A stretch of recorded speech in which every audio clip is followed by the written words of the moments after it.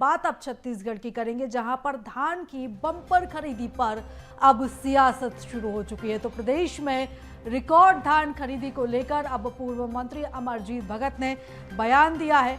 अमरजीत भगत ने बयान दिया है, कहा है कि धान खरीदी की सभी तैयारियां, समीक्षा हम कर चुके थे, सरकार को तो कुछ करना ही नहीं पड़ा। जानकर खुशी है कि हमारे रिकॉर्ड को क्रॉस किया गया है। ये किसान जगत के लिए प्रेरणादायी है। तो किसानों के पॉकेट में पैसा जा रहा है। सरकार से आग्रह है कि किसानों से 3100 प्रति एकड़ धान खरीदी की जाए। सारी व्यवस्था हमने बनाई है, इसका फायदा इनको मिल रहा है। तो बता दें कि अब क्रेडिट की सियासत छत्तीसगढ़ में शुरू हो चुकी है, जहां पर छत्तीसगढ़ में बम्पर धान खरीदी की गई, रिकॉर्ड तोड़ धान खरीदी की गई। इसी को लेकर अब पूर्व खाद्य मंत्री अमरजीत भगत ने ये बयान दिया है। उन्होंने ये कहा है कि तैयारियां हमने की, समीक्षा हम कर चुके थे, सरकार को तो कुछ करना ही नहीं पड़ा।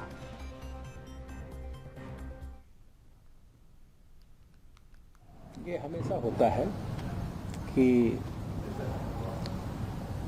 जो पुरखा लोग किए रहते हैं उसका नेक्स्ट जनरेशन उसको फायदा मिलता है।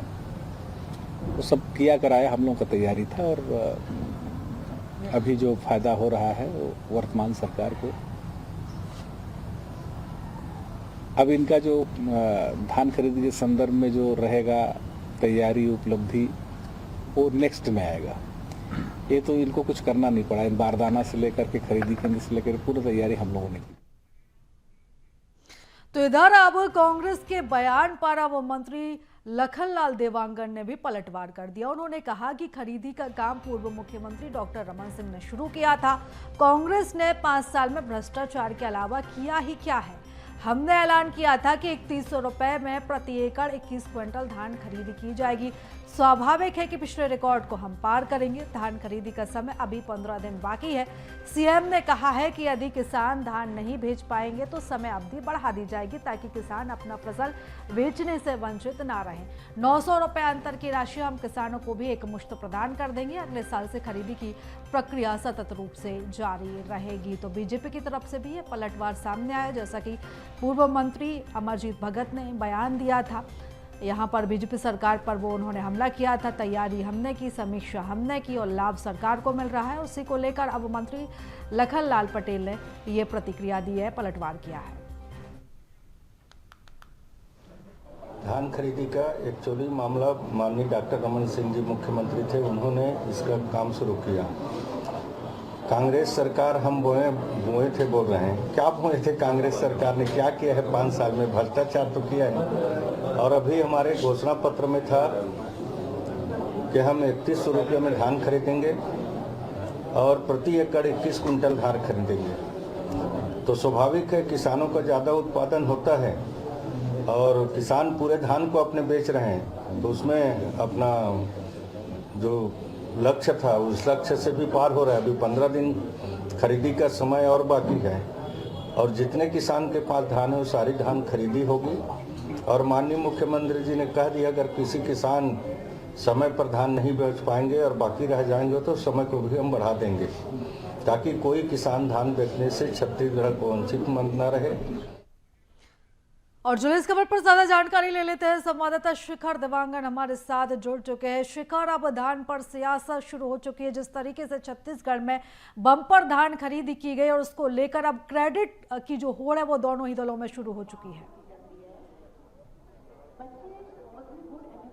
देखिए, छत्तीसगढ़ राज्य बनने के बाद पहली बार इतनी बड़ी मात्रा में धान की खरीदी हुई है, क्योंकि जो आंकड़े अब तक सामने आते रहे हैं उन आंकड़ों को ध्वस्त करते हुए 111.57 लाख मीट्रिक टन धान की खरीदी छत्तीसगढ़ में हो चुकी है। अभी भी लगभग 15 दिन का समय बाकी है और इन 15 दिन के समय में धान खरीदी जो सतत है वो जारी रहेगी, लेकिन उसे पहले सियासत शुरू हो चुकी है। पूर्व मंत्री अमरजीत भगत साफ तौर पे कह रहे हैं कि जो धान खरीदी की व्यवस्था की गई है वो पूर्व कांग्रेस सरकार ने कर चुकी थी, और जब कांग्रेस सरकार ने पूरी व्यवस्था की थी उसी के तहत जो है धान खरीदी व्यवस्था जो है वो की जा रही है।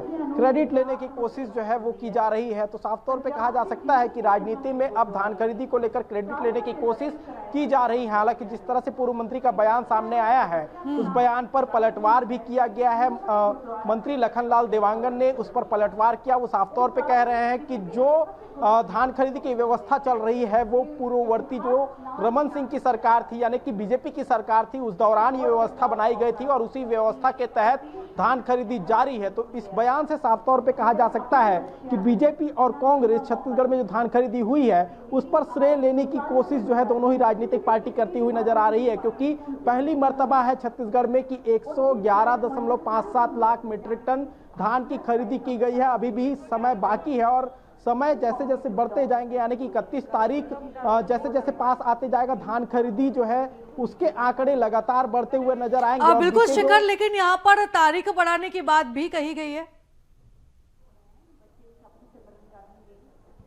देखिए जिस तरह से छत्तीसगढ़ में धान की खरीदी हो रही है उस धान की खरीदी में कई किसान जो हैं अब तक अपना धान नहीं बेच पाए हैं। ऐसे में जब धान खरीदी का समय सीमा बढ़ाया जब जाएगा तब जो है उन किसानों को सुगम व्यवस्था के तहत जो है धान बेचने की सहूलियत जो है वो दी जा सकती है। और साफ तौर पे मुख्यमंत्री विष्णुदेव साय ने इस बात का जिक्र किया है कि जरूरत पड़ने पर धान खरीदी की जो तारीख है वो बढ़ाई जाएगी ताकि किसानों को किसी प्रकार की परेशानी ना हो। फिलहाल जो है धान खरीदी की तारीख जो है वो 31 जनवरी है।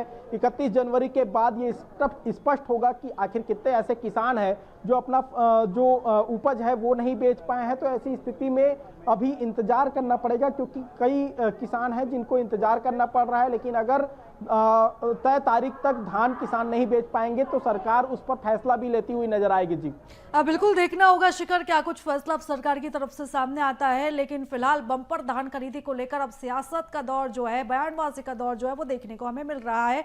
फिलहाल तमाम जानकारी के लिए शिखर बहुत धन्यवाद आपका।